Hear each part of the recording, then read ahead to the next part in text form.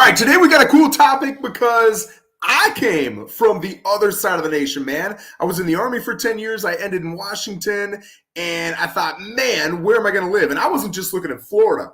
I was looking at the entire nation, but I narrowed it down to Florida, and I narrowed it down to Port St. Lucie because I love this area, man. So I'm excited to be here. We got a great topic today. Lissette, I appreciate you joining me. We are talking about, I know I want to go to Florida.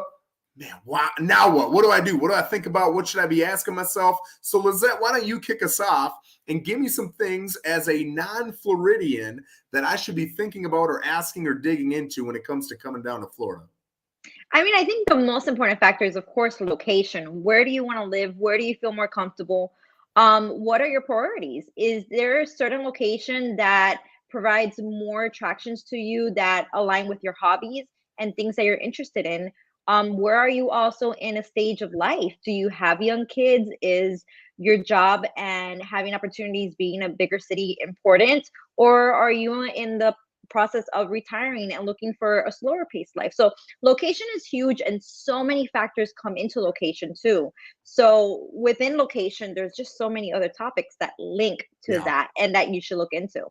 I like that. And just kind of veering, from the location, one of the questions I ask all the time when people are coming down here from another state is, tell me a little bit about your lifestyle. Like, where are you at in life? Are you about to have kids? Do you have kids? Are the kids gone? Are you in retirement stage? Because that's going to speak a lot to where you want to be. And one of the big questions I get is, how close am I going to be to the beaches, right? Mm-hmm. And all the beaches are so different. There's quiet beaches, there's loud beaches. You want a beach, man, there's a million different types, right? So I've actually looked up, there's a wonderful website you can look up, visitflorida.com, and they've got a ton of information on there, but really with beaches, it's probably the most robust website I've found that'll give you detailed information on those different beaches, right? Some of the beaches actually have live webcams. So you can see, like, is this a really busy beach? Is it not a busy beach? Are there a lot of waves? Does it have a lot of different stuff where they've got jet skis or they've got paddle boards or stuff that you can take out there? You can actually get a good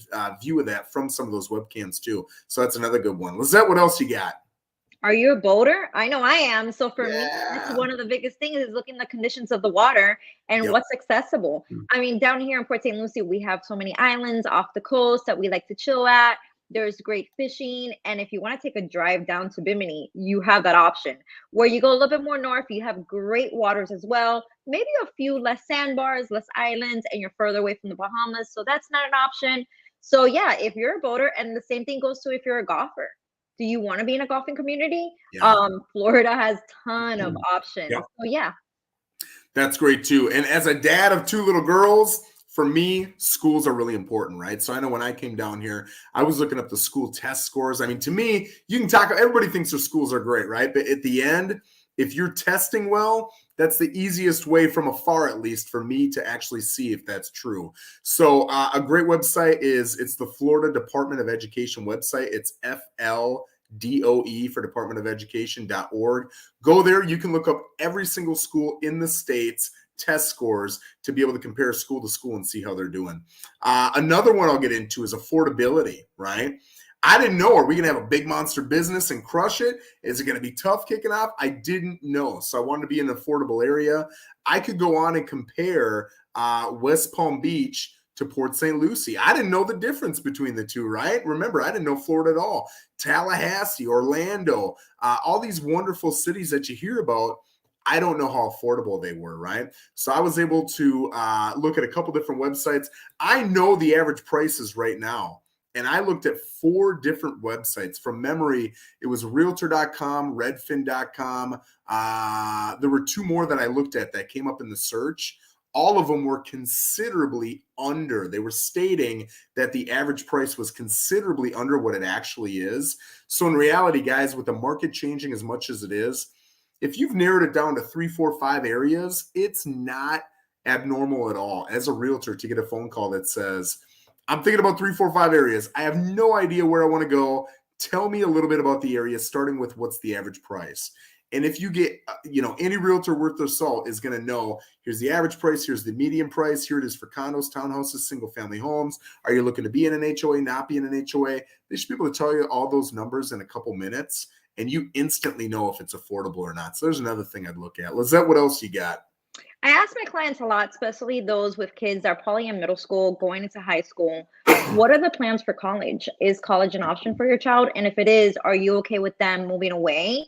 Do you want to have the option where they're going to live at home and go to the university? Because that's a huge factor. That's something I'm living through at the moment. And we're not that far away from big universities here in Port St. Lucie, A lot of but them. it's still a distance where my kids do have to relocate. So is that a pain point for you? Because if it is, there's lots of cities also. We have Tampa, we have Orlando, we have Miami, we have Palm Beach. There's so many options when it comes to large universities. It's just if you're going to be in a smaller town, you might understand that you need to maybe travel and relocate a little bit when it comes to your kids for colleges. Yep. And a lot of people are coming down here. They need a job and they don't know there's a big discrepancy between what they're getting paid wherever they're at. And here we could be higher, we could be lower. We could have a lot of jobs. We might not have a lot of jobs. Obviously, population is going to have a big play in that. The bigger the city you go to, usually the more jobs and higher paying jobs you're going to have. But you don't know, and it changes so much area to area. So I like to use Indeed and hand that off to my clients. It's a quick and easy way to go in and put in all the different criteria you're looking for, and you can see how many jobs there are and what they're paying and feel comfortable knowing that when you come into that area, you can get a job and it's going to pay you what you want, right? So that's another great one. Again, for me as a parent, crime is a big deal. I don't think you got to be a parent for crime to be a big deal to you. I want to know how concerned I should be in a particular area. And there are plenty of sites you can go on to look, but I'll tell you, one of the ones that I use is bestplaces.net. And if you go there, it'll show you a map. It'll compare the city to the state to the nation. You can compare it to the city you're in, because you might have a feel for man, you might live in Baltimore. Now I'm beating up on Baltimore folks. I used to live near Baltimore, and I thought, dude, this is the hood. I don't know if I feel comfortable here. That's what I thought. But you got to remember, I'm from like rural Minnesota. So I was like, this is the hood. But a lot of people in Baltimore are like, oh, the city's beautiful. No crime. It's great. So everybody's level of crime that is, tolerable is relative. It's all relative. So you can compare Baltimore to Port St. Lucie. I tell you what, do it. You're going to love Port St. Lucie. But you can compare the two to kind of see what you're used to compared to, wherever you're going. Lizette, you got any else? Flood insurance. It's really important to understand the weather conditions we have here in Florida in general. And most of the time we have amazing weather, but hurricanes are a real factor. And I was told one time by an insurance agent, most of Florida is a flood area. Yeah. It's just determining how much of a factor that's going to affect you. So understanding if you want to be closer to the coast, specifically closer to the water and the beaches, you might be in a flood zone, and that ultimately could affect how much you pay at the end in mortgage and your monthly expenses. Yeah, especially now insurance rates are changing so much. I think that's great. And also, when you make that call and you're trying to figure out the different areas and the affordability and everything else, when you make that connection with that realtor should be connected to everybody, right? They should have an insurance person, a roofer, a floorer, a cabinet person, whatever, you name it, they got it. So you should be able to reach out to them, and they can text you business cards all day and get you those numbers, right? Another one for a lot of people, for me, it's a big one because I used to live kind of between DC and Baltimore, is traffic. I want to know what that traffic looks like. Where I lived before this, Olympia, Washington, not really a populated city, but that whole city runs on one highway. So we had a day where a train had derailed, and it took 6 hours and 6 minutes. I'll never forget it. To get home that day, it usually took me about 17 minutes. I was like, holy, but when there's only one road, you're kind of stuck. So being able to look at traffic, I think, is really important. You can go to localconditions.com. There's all kinds of great information you can get off there, but you can literally see, kind of like on your GPS, right? You can see if the roads are green, orange, yellow, red, whatever colors they are. You can see it live. You can see it at different times during the day, and you can see how much traffic they actually have. I would also say, if you've got it narrowed down to 2 or 3 places, go take a mini vacation. Take 2-3 days. Go check out the restaurants. Go check out the beaches. Go check out whatever it is you're interested in and get a feel for it, right? Traffic's another one of those great things where you can go to that website I just gave you and you'll be able to see it. But if you go there, you're going to be able to feel it, right? So I think that's a good one too. Lizette, what else you got? So this is a fun one. Attractions. Are you interested in going to Disney? Are you a cruiser? And that's what I love about Port St. Lucie. Like, we are in such a fantastic area that within an hour or two, We can be in Disney. We could be at Port Court. What is it? Cape Canaveral. We could be in the port of Miami. We have so many ports next to us. So if you want to jump on the cruise, it's just a matter of jumping in your car and driving there, and you're on the cruise that same day. Yeah. Or the same thing with Disney. We're 2 hours away, which is fantastic. You're not obligated to get a hotel room. You can make a day trip out of it. So how close you want to be to those attractions? You don't have to live in the heart of the city, and you don't have to live in Orlando to be, in a day trip to Orlando. You could live in Port St. Lucie and make it a day trip, and that's awesome. Yep. And keep it in your mind too. I think a lot of people do, but you want to think about friends and family. If you've got friends and family and they're in Port St. Lucie, I tell you, from one stretch of Port St. Lucie to another, could be 35 minutes, right? If traffic's bad, even longer. So knowing where they're at and saying, hey, I kind of want to be within 10 minutes of them, really helpful to tell your realtor when you're looking, right? Now, if we're talking affordability and schools and beaches and all that, I can get even more honed in that specific area and give you even better information.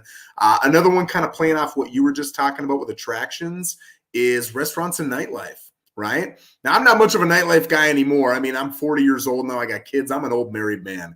But back in my 20s, I like to go out and party. If you like to go out, you want to go to the clubs, you want to go to the shows, you want to go to the theater, you want to go to whatever. There are very specific cities you'd rather be in Florida than others. So knowing all that stuff is great. And of course, I love good restaurants. Knowing where the good restaurants is important too for me. Lissette, you got anything else? So my last one would be is just really understanding also the area that you're moving to.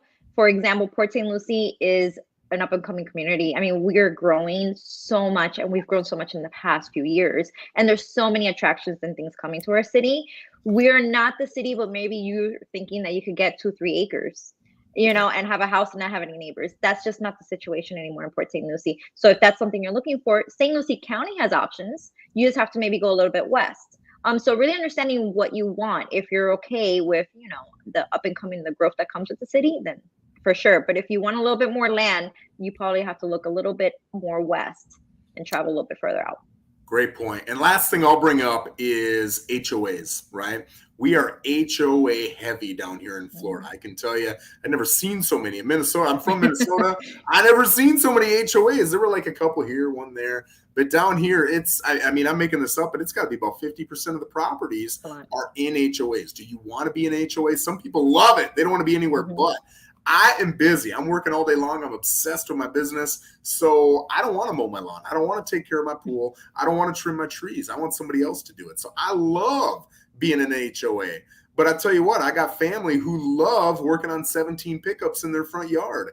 You ain't doing that, no HOA, right? So you're going to have to be not in an HOA. That's really important to talk about. And then if you're in an HOA, there are 55 plus HOAs. Now you might be 55 plus, but you don't want to be around 55 plus. My mom, happy birthday, Mom. Her birthday here is coming up in 5 days. Happy birthday, Mom. That's awesome. Yes. And she's going to be 61 years old. And she said the other day, I am never living at 55 plus. She likes to go and listen to music and sit on the beach and have a beer. And when she thinks of 55 plus, she thinks that's where you go to die. I don't want to go there. Now, it doesn't matter if that's your perception or not. What's important is that you've actually thought about it and you know what your perception is.